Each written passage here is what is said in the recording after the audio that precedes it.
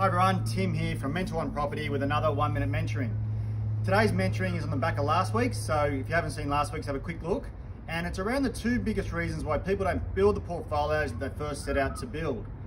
Today's reason, being the second reason, is scarcity.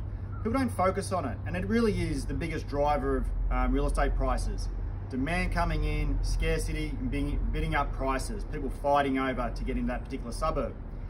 The reason people don't focus on scarcity is they're taken away from it. When they call someone, a supposed real estate expert, for help, they're often driven towards these land estates where they can just keep releasing land as far as the eye can see. And they're basically, they basically take it as gospel from this expert that this is the way to do it. Now, so I can understand why people don't focus on scarcity often in real estate. It's cheap.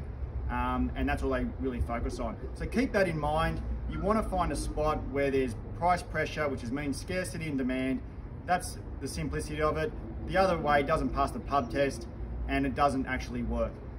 I'll speak to you in the next 1 minute mentoring.